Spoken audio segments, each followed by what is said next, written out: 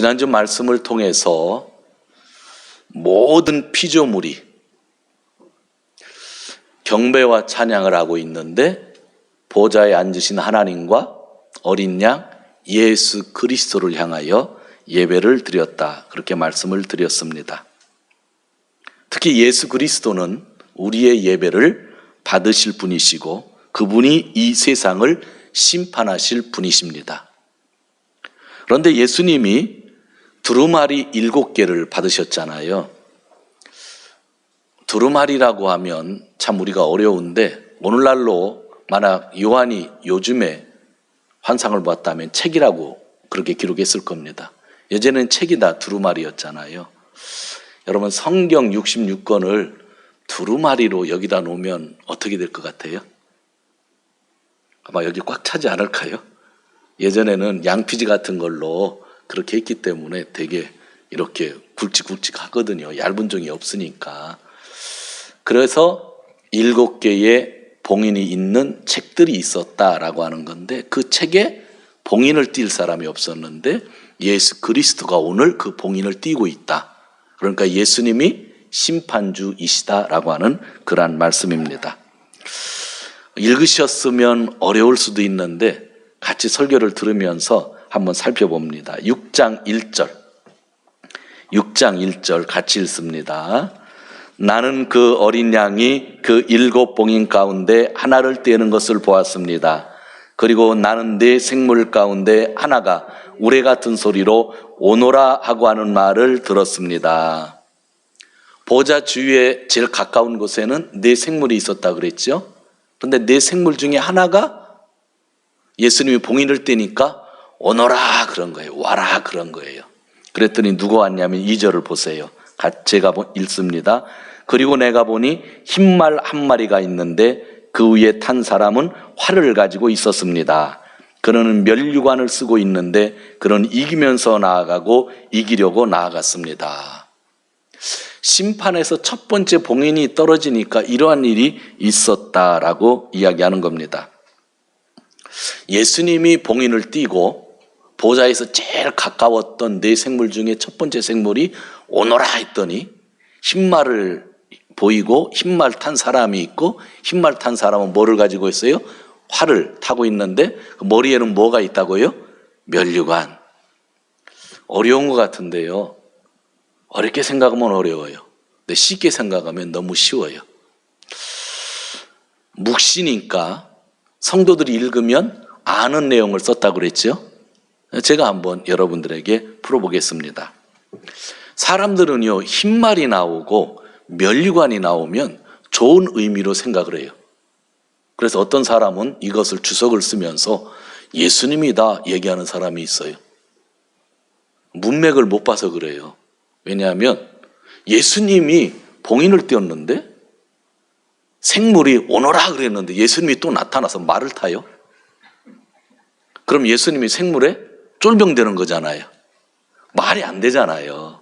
그래서 흰말이 나왔다고 면류관 썼다고 예수님으로 대비하면 그건 진짜 말이 안 돼요. 여러분 돈이 참 중요하잖아요. 돈을 가지고 오늘 우리가 헌금을 하잖아요. 이 돈이 뭐가 되는 거예요? 하나님께 드리는 헌금이 되는 거예요. 그런데 돈은 뭐가 될 수 있는지 아세요? 검은 돈이 될 수도 있어요. 그죠? 돈에는 검은 돈이 있는 거예요. 그러니까 흰말은 다 좋은 뜻이 아니라 흰말에 대한 의미가 있어서 흰말을 탄 예수님이 출애굽기 묵시록 뒤에 보면 나타나요. 그런 비슷한 게. 그런데 또 흰말은 좋지 않은 의미로 쓰여질 수 있다고 하는 거. 그 다음에 면류관. 우리가 생각하니까 늘 예수님의 면류관에다가 우리가 세례를 받은 거예요. 면류관을 뭐라고 번역하면 좋은가? 옛날에 그 그리스 로마 시대 월계관 같은 거 있죠? 그런 관을 면류관이라고 하는 거예요. 근데 우린 면류관은 왕들이 쓰던 것만 생각하잖아요. 그러니까 이 면류관에는 왕들이 쓰는 왕관이 있고 이 면류관에는 그런 월계관 같은 그런 면류관이 있는 거예요. 그런데 이 면류관의 단어도요, 우리 한국말로는 똑같이 관이라고 또 면류관이라고 번역을 했는데 그리스어를 보면 두 가지 단어가 있어요. 하나는 왕관을 의미하는 단어가 있고 하나는 월경과 같은 뜻이 있어요. 그런데요, 또 왕관을 뜻한다고 다 좋은 건 아니에요. 어느 때는요, 사탄이 이 왕관을, 면류관을 쓸 때도 있고요, 예수님이 이 면류관을 쓸 때도 있어요. 무슨 뜻인지 알죠? 똑같은 단어라고 해서, 우리가 익숙한 단어라고 해서 반드시 좋게 쓰여지는 건 아니라는 거예요. 헌금이 있듯이 검은 돈이 있는 것처럼 성경에 나오는 단어 하나하나는 그 전체의 문맥, 전체의 의도 속에서 해석을 해야 되는 거죠. 그리고 예수님이 아니라는 증거, 처음에 얘기했잖아요.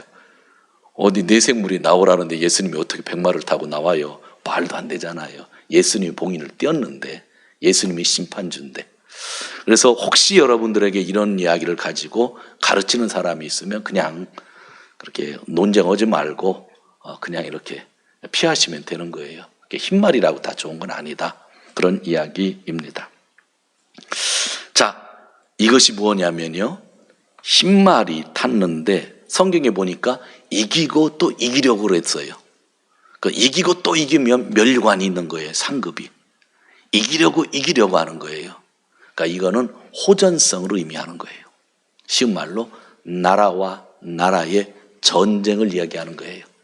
그러니까 첫 번째 심판에 봉인이 떨어지면 이 모든 나라가 서로 이기고 이기려고 뭐예요? 전쟁을 하는 거예요. 그래서 싸움의 표현을 활로 표현하는 거예요.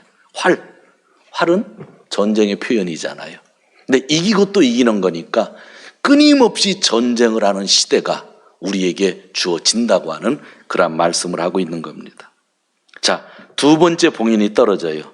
3절과 4절 같이 읽습니다. 3절과 4절. 그 어린 양이 둘째 봉인을 뗄 때에 나는 둘째 생물이 오너라 하고 말하는 것을 들었습니다. 그때에 불빛과 같은 다른 말 한 마리가 뛰어나오는데 그 위에 탄 사람은 사람들이 서로 죽이는 일이 벌어지도록 땅에서 평화를 없애는 권세를 받았습니다. 또 큰 칼을 받아서 가지고 있습니다. 묵시는요, 늘 상징이 있는 거죠. 이게 두 번째는 붉은 말이 나온 거예요. 붉은 말이. 붉은 말이 나왔는데 이 붉은 말이 하는 일은 뭐예요? 붉은 말이 탄 사람이 하는 일은 세상에서 평화를 다 가져가요. 그런데 손에는 뭐가 들려 있어요? 칼이 들려 있는 거예요. 칼이. 이게 뭘까? 대부분의 성서학자들이 이야기합니다. 내전이라고 합니다. 내전. 전쟁과 전쟁은 나라와 나라가 싸우는 거예요. 그런데요, 전쟁이 있으면 한 나라가 이기면 그 나라는 평화로워요. 무슨 뜻인지 알죠? 그런데 싸우는데 평화가 사라지는 건 내전일 때입니다. 북한이랑 남한이 싸우잖아요. 같은 민족끼리 내전을 하면 북한도 평화롭지 못하고 남한도 평화롭지 못하는 거죠. 그러니까 말세가 되면 내전, 나라 안에서 이념으로 여러 가지 모습으로 싸우는 일들이 계속 있어서 평화가 사라진다는 뜻이에요. 아주 심플한 이야기입니다. 자, 그 다음 세 번째 5절 6절을 읽겠습니다. 5절 6절 시작. 그 어린 양이 셋째 봉인을 뗄 때에 나는 셋째 생물이 오너라 하고 말하는 것을 들었습니다. 그리고 내가 보니 검은 말 한 마리가 있는데 그 위에 탄 사람은 손에 저울을 들고 있었습니다. 그리고 내 생물 가운데서 나오듯한 한 음성이 들리는데 밀 한 대도 하루 품삯이요 벌이 석 대도 하루 품삯이다.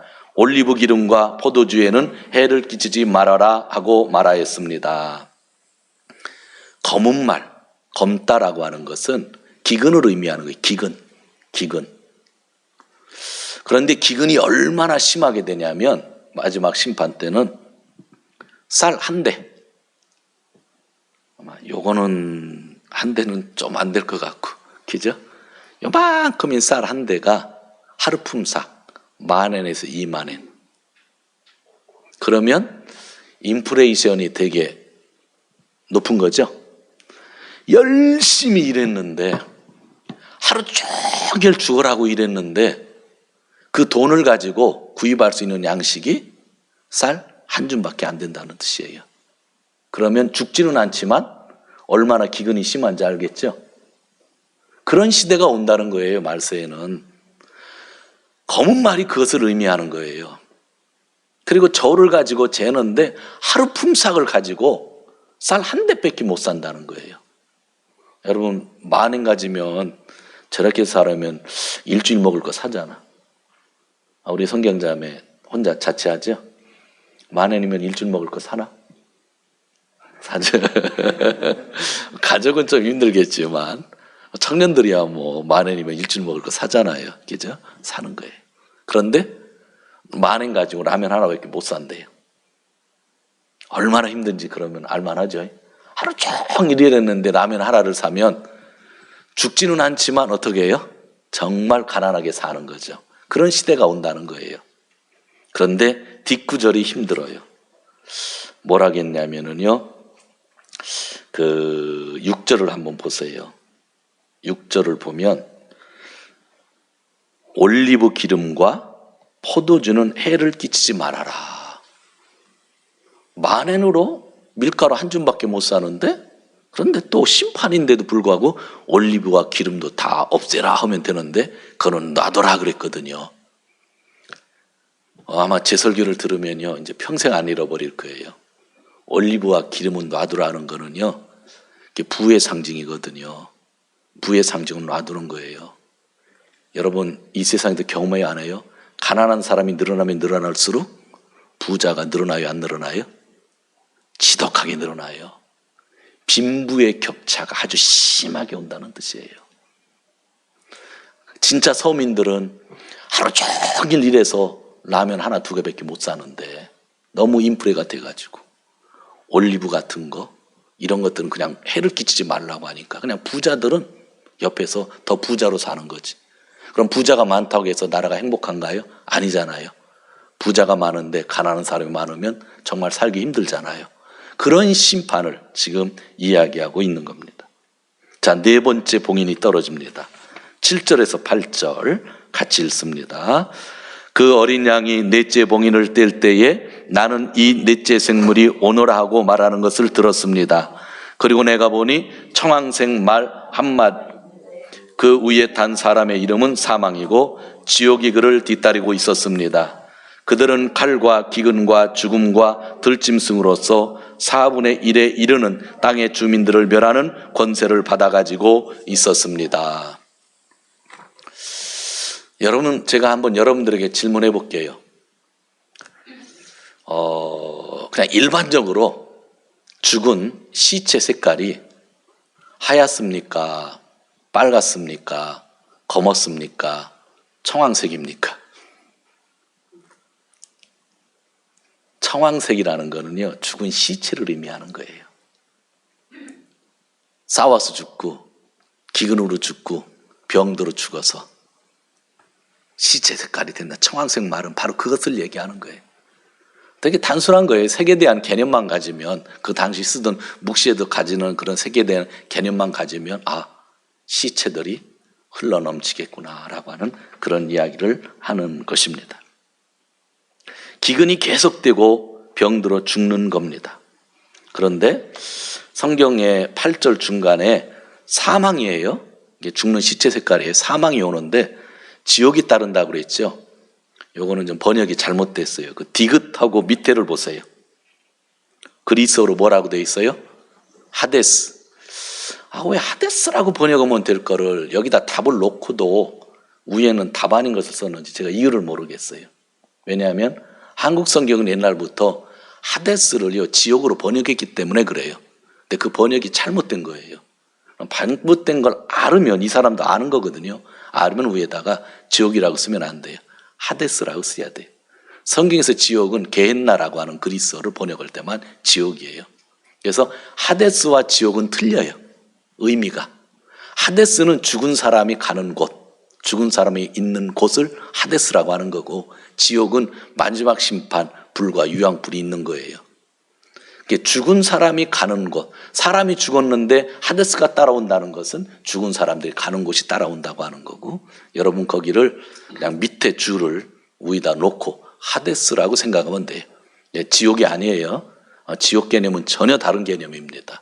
그런데 한국은 옛날부터 이 하데스랑 게헨나를 똑같은 단어 지옥으로 이 번역하던 습관이 있어가지고 그냥 교회 습관대로 이게 번역을 한 건데 번역하시는 분이 좀 양심껏 했으면 좋을 텐데 하는 생각이 들어요.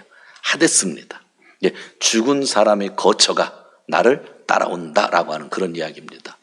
히브리어로는 스올이라는 단어입니다. 똑같은 구약성경에 나오고 있죠. 자, 그런데 중요한 건 뭐예요? 또 번역 하나를 보다 보면 여러분 좀 어려운 번역이 있어요. 뭐냐면 그들은 중간에 보세요. 8절 중간에 그들은 칼로 죽죠. 기근으로 죽죠. 죽음과 들짐승으로서 4분의 1에 이르는 땅의 주민들을 멸하는 권세를 가지고 있다 그랬어요. 잘 생각하면 이해가 되는데 그냥 넘어가면 왜 들짐승인가 그러죠. 쉬운 말로 칼이나 기근이나 여러 가지 죽음이나 들짐승으로 사람들이 이 땅에서 4분의 1이 죽는다라고 하는 이야기예요. 그러니까 들짐승도 사람을 죽이는 도구가 되는 거죠. 코로나19가 어디에서 나왔어요? 들짐승에서 나왔잖아요. 여러분 놀라지 않으세요? 이런 뜻이란 말이에요. 그러니까 들짐승으로서도 사람을 죽이는 일이 있으니까 계속 죽는 청황색 시체가 들어가고, 그죠? 하데스가 죽은 사람들의 거처가 따라온다라고 하는 그런 이야기. 그런데 중요한 것은 전부라고 그랬어요? 4분의 1이라고 그랬어요? 4분의 1. 첫 번째 심판, 두 번째 심판, 세 번째 심판, 네 번째 심판인데 그 심판의 영역 아래에서 고생하는 사람이 전부 다 4분의 1이다? 4분의 1이다는 거예요. 그러니까 아직 본격적인 심판이 이루어지지 않았다는 거죠. 여러분, 이 네 가지가 오늘날 있어요, 없어요? 전쟁과 전쟁이 있어요, 없어요? 있잖아요. 그죠? 그리고 여러분들 내전이 있어요, 없어요? 있죠. 그죠? 그 다음에 지금 가난한 사람, 굶어 죽는 사람이 있어요, 없어요? 있죠. 그런데 자기 거 조금만 줘도 안 굶어 줄 텐데 안 주는 사람도 많죠. 부자 중에. 그리고 병들어 죽든지 기근으로 죽든지 여러 가지 이유로 죽는 사람이 많아요, 많지 않아요? 많아요. 4분의 1은 지금 우리가 경험하고 있다는 거예요. 중요한 얘기라는 거예요. 이 4분의 1, 1에서 네 번째의 심판은 믿는 자나 믿지 않는 자나 이 세상에 있으면 누구나 경험하는 일이라는 거예요. 오늘 설교 말씀 중에 가장 중요한 포인트예요. 우리는 이 모든 것들이 앞으로 일어날 일이라고 생각하는데 이 네 가지는 지금까지 인간이 살고 있는 곳에서 죄의 결과로서 늘 이런 고통을 당하고 있는데 참 억울한 거는 열심히 사는 사람이나 착한 사람이나 기독교인들이나 진짜 악하게 사는 사람도 똑같은 이 영역 아래 있다라고 하는 그런 이야기예요. 여러분, 그러면 크리스찬 열심히 산 사람들이 억울해요, 안 억울해요? 우리 혜린 자매는 억울하다는 생각 안 해봤어요? 난 그래도 열심히 살았는데 저 사람이랑 똑같이 뭔가 당하면 괜히 속상하잖아요. 여러분 가끔 그런 생각하죠? 난 진짜 열심히 살았는데 진짜 나쁘게 사는 사람만 부자 되더라는 거죠. 그런 불합리가 있죠. 가끔 여러분들 하나님한테 항의기도 안 하세요? 나 할 것 같은데 그런 항의기도 없으면 그 참 신앙생활하기가 또 진짜 생각 없이 하는 거고요. 가끔 억울할 때 있을 것 같아. 저도 가끔 있어요. 사기치는 사람이 교회 막 수천 명 모이고 그래요, 목사 중에. 막 여러분들한테 말을 할 수는 없는데 막 그냥 열받는 거. 제가 그 사람을 너무 잘 아는데 하는 짓을 다 아는데 거기 막 사람들 가거든요. 띠 말리고 싶은데 그럴 수도 없잖아요. 막 열받는 거예요. 그리고 진짜 막 고생하고 열심히 살고 성실하고 기도만 하는 목사님인데 몇 분 없어요. 그럼 막 너무나 안타까운 거예요. 막 저분을 배우고 싶은데 힘든 거예요. 그런데 오늘 1에서 4번까지 심판은 늘 우리 사는 삶 속에 있는데 전부가 아니라 4분의 1이 늘 영향을 받고 있는 거죠. 그러면 이런 때 우리는 어떻게 살아야 되는가가 오늘 설교에 있어서 가장 중요한 거예요. 이런 때 이 세상에서 나는 어떻게 살아야 할까? 이 답을 여러분들이 오늘 얻어야 정말 정상적인 크리스찬으로 살 수가 있는 거예요. 우리 5번째 봉인을 한번 볼까요? 10절을 보겠습니다. 6장 10절. 9절과 10절을 같이 읽겠습니다. 시작. 그 어린 양이 5째 봉인을 뗄 때 나는 제단 아래에서 하나님의 말씀 때문에 또 그들이 말한 증언 때문에 죽임을 당한 사람들의 영혼을 보았습니다. 그들은 큰 소리로 부르짖었습니다. 거룩하시고 참되신 지배자님, 우리가 얼마나 더 오래 기다려야 지배자님께서 땅 위에 사는 자들을 심판하시어 우리가 흘린 피의 원한을 풀어주시겠습니까?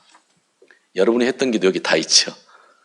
땅에서 억울하게 죽은 순교자가 예수님이 심판한다고 봉인을 하나 띄고 2개 띄고 3개 띄고 4개 띄었는데 거기에는 정의가 없는 것 같고 공의가 없는 것 같고 나도 고생하고 저 사람도 고생하고 나같이 열심히 순교한 사람만 억울한 것 같아가지고 질문하잖아요. 5번째 봉인을 띄었는데 아무 일도 일어나지 않고 항의하는 말만 나오죠. 재밌지 않아요?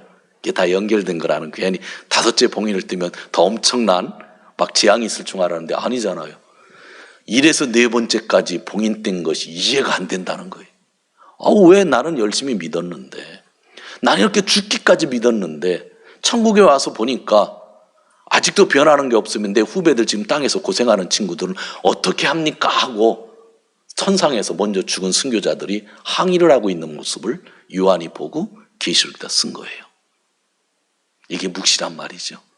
내용이 이렇게 연결된 거죠. 평소 우리가 의문점을 가졌는데 사실 우리가 갖기 전에 이미 순교자들이 하늘에서 하나님한테, 예수님한테 항의하고 있는 거예요. 조금 속 편해지셨죠? 순교자들도 항의했다고 하니까. 그렇죠?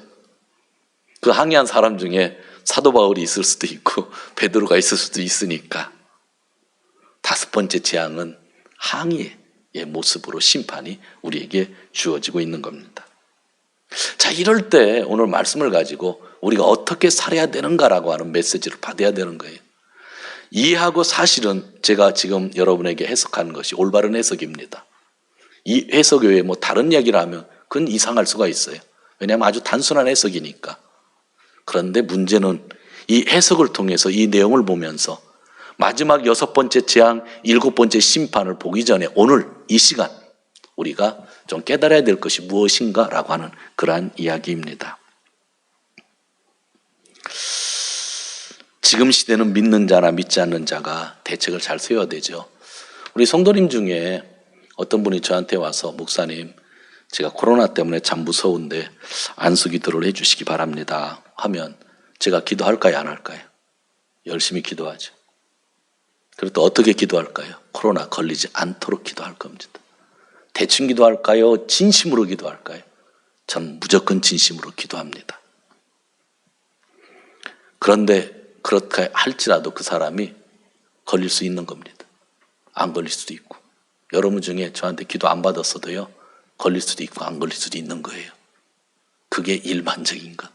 1에서 4번째 심판 안에 사는 우리들의 모습이니까 스스로 잘 자기를 관리해야 된다고 하는 것을 이야기하고 있는 거예요.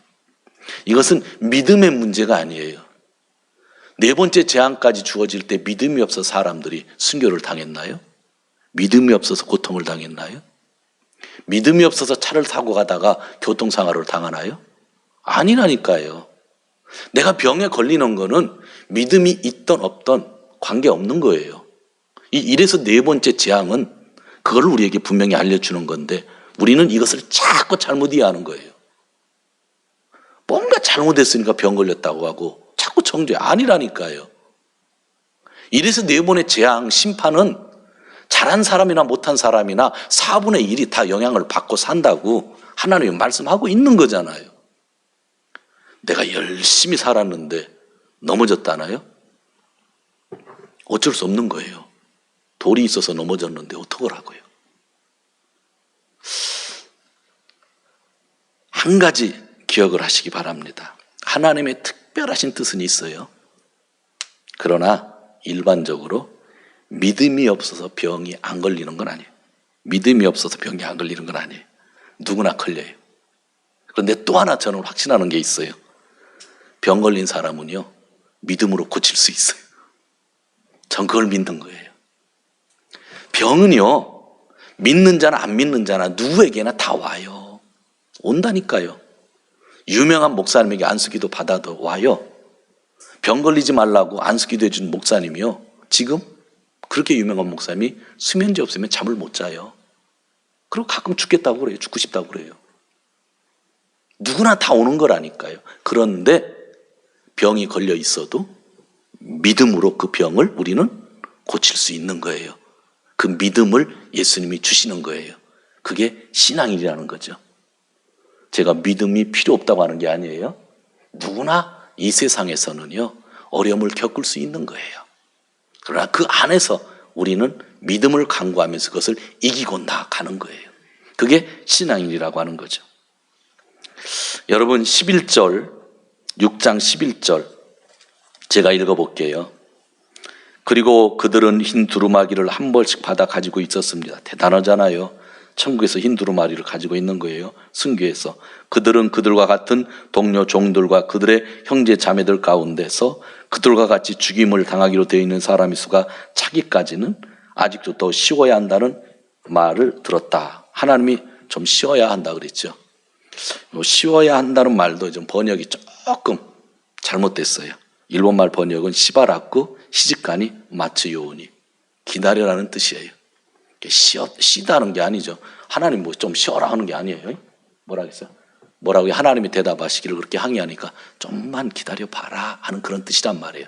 또 쉬어야 한다는 단어에 기다려야 한다 말했다는 말로 바꾸시면 돼요. 기다리는 겁니다. 기다리는 것. 일부의 사람들은요, 성도들처럼 건전한 항의가 아니라 쌓인 막 화를 풀고, 우린 이런 말씀이라도 듣고 정리해 나가잖아요. 근데 세상 사람들은요, 이해가 안 되면요, 제가 몇 달 전에 설교했죠. 마녀 사냥을 하는 겁니다. 코로나 시대의 최고의 마녀는 죄송하지만 중국의 시진핑이 된 것 같습니다. 코로나 초기부터 중국에서, 특히 우한에서 기독교 박해가 이야기되고, 요즘 홍수가 나서 4천만 명 가까운 이재민이 나오고, 세계 최고의 댐이 붕괴될 것 같다고 하고, 메뚜기 떼에 피해도 있다고 해가지고 한국에서 일부의 신앙인들이 벌 받는다고 얘기하고 있거든요. 그런데 오늘 성경은 뭐라고 그래요? 1에서 4번까지 재앙은 누구나 다 받는 일이라고 그러는 거예요. 많은 일부의 기독교인들은 자꾸 마녀 사냥을 하려고 그래요. 그거는요, 나중에 6번째 재앙, 7번째 재앙 때 주님이 하실 일이고요. 우리는 절대로요, 사람을 정죄하면 안 돼요. 이거는 제 설교가 아니라 성경이 그렇게 해석을 하고 있는 거예요. 성경은 시진핑이건 누구든 이러한 일은 늘 일어난다는 거예요. 일어나는 일이 좋다고 하는 게 아니라 일어날 수밖에 없는 시대에 살고 있는 거죠. 마녀 사냥을 하는 버릇을 우리는 버려야 됩니다. 지약이 넘치는 것을 이해하면서 마지막까지 주님이 우리에게 회개의 기회를 주시는 거니까, 회개해야 될 사람, 회개해야 될 사람에게 복음을 증거하는 일이 좋고, 이 4번째 재앙까지는 서로 협력하며 사는 것이 중요하지 남을 정죄하고 살으면 안 된다고 하는 그러한 이야기입니다. 지금은 사람을 정죄하는 때가 아니에요. 사람들에게 예수 그리스도의 사랑을 깨닫게 해야 하는 시대예요. 중국에서 홍수를 입은 수많은 사람들을 안타까워 생각해야죠. 수천만 명이 홍수 입었다고 하잖아요. 일본도 규슈 지방에서 수많은 사람이 지금 물난리가 났잖아요. 그 사람들을 안타까워하면서 그 사람들을 위해서 내가 무엇을 할 수 있는가 기도하며 사는 것이 지금 우리가 함께 사는 세상이에요. 4분의 1이 심판을 받더라도 우리는 같이 어려움을 겪고 있잖아요. 이번 코로나인데 우리 믿는 우리 교인들이 지금 어려움을 안 겪고 있나요? 다 겪고 있잖아요. 저는 어려움을 안 겪고 있을까요? 똑같이 겪고 있잖아요. 그럼 이때 마지막 주님이 6번째 재앙을 내리기 전에 우리가 해야 할 일이 뭐냐는 거예요. 지금 이 시간에. 그거는 서로 돕고 살고 주님의 사랑을 증거하는 것. 그것이 마지막 시대에 사는 우리들의 모습이라는 거예요. 로마서 8장에 보면 예수 그리스도를 믿는 사람들을 전혀 정죄할 수 없고 나는 정죄를 받지 않는다 그랬잖아요. 여러분을요, 그 누구도 정죄할 수가 없어요. 예수님의 보혈의 피로 깨끗하게 되었기 때문에요. 그러면 또 하나 우리는 한 가지 더 플러스해서 생각하는데, 나도 주위에 있는 사람을 정죄하면 돼요, 안 돼요? 안 돼요. 심판은 하나님 손에 있는 거지. 우리 인간은요, 끝까지 마지막 심판까지 6번째 봉인이 떨어질 때까지 함께 위로하고 함께 살아가는 거예요. 그게 오늘 1에서 4번까지 보는 데 있어서 참 중요한 메시지라고 하는 그러한 이야기입니다. 여러분, 이 말씀을 해석하지 못한 사람 제가 한번 예를 들어볼까요? 혹시 여러분 중에 가슴 찔리시는 분은 없죠? 그럴 리는 없잖아요. 제가 한 예를 한번 들어볼게요.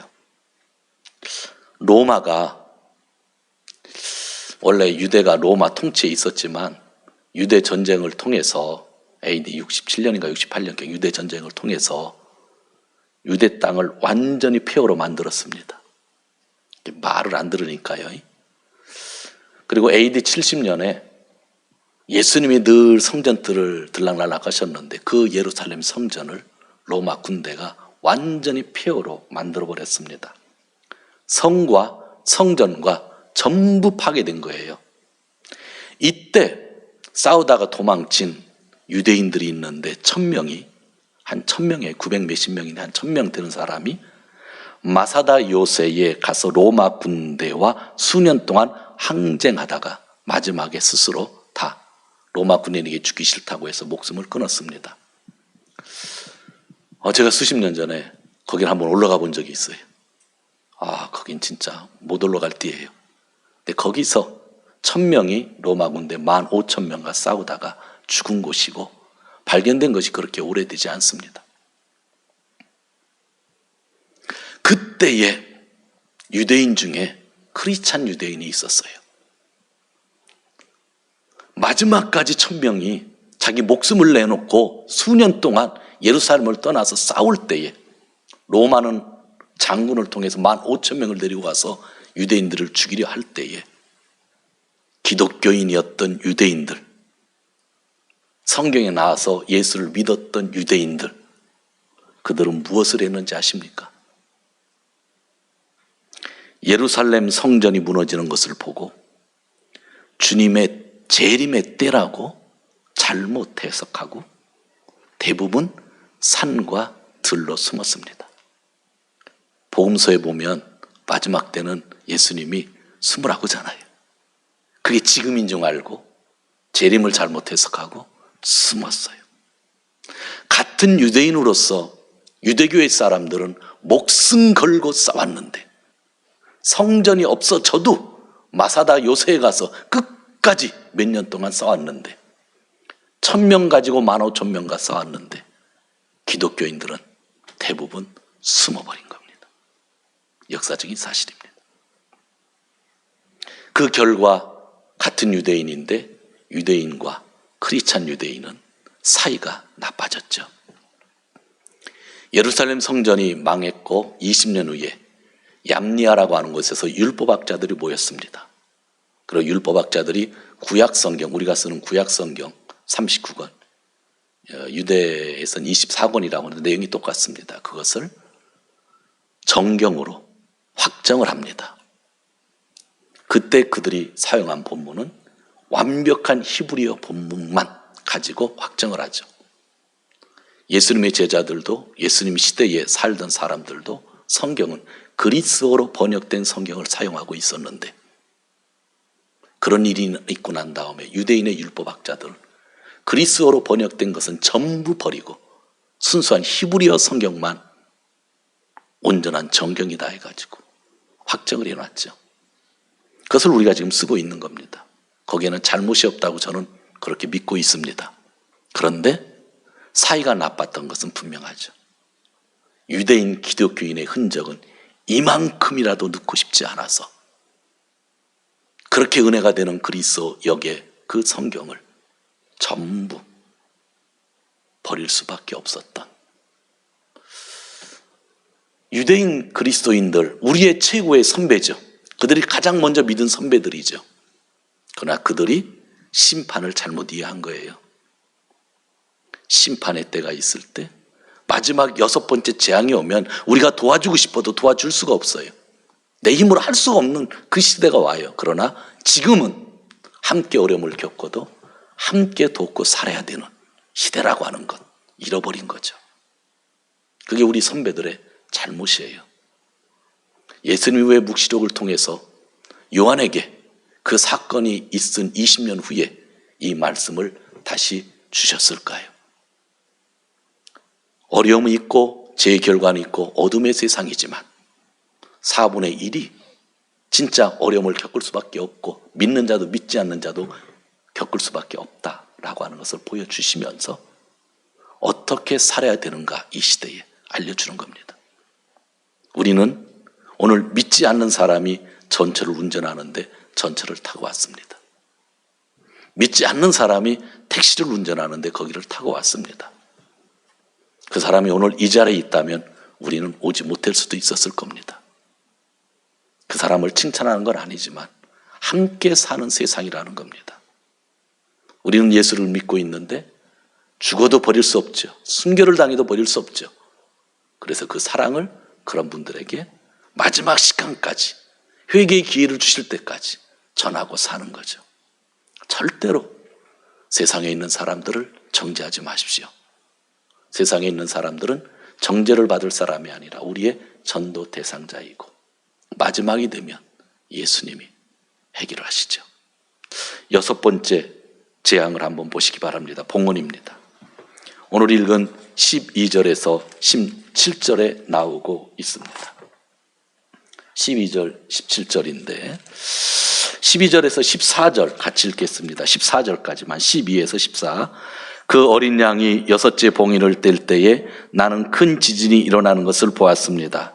그리고 해는 검은 머리털로 짠 천과 같이 검게 되고 달은 온통 피와 같이 되고 하늘의 별들은 무화과가 거센 바람에 흔들려서 설익은 열매가 떨어졌습니다. 하늘은 두루마리가 말리듯이 사라지고 모든 산과 섬은 제자리에 옮겨졌습니다. 6번째 재앙이 오면 억소리할 틈도 없이 그냥 끝나는 겁니다. 내용이 그렇잖아요. 산들이 옮겨진다요. 그죠? 그런 시대, 그게 6번째 재앙이고 이 6번째 재앙에 살아남을 수가 없어서 앞으로 7번째 재앙을 가면요 6번째 재앙의 내용을 7번째 자세히 설명을 해요.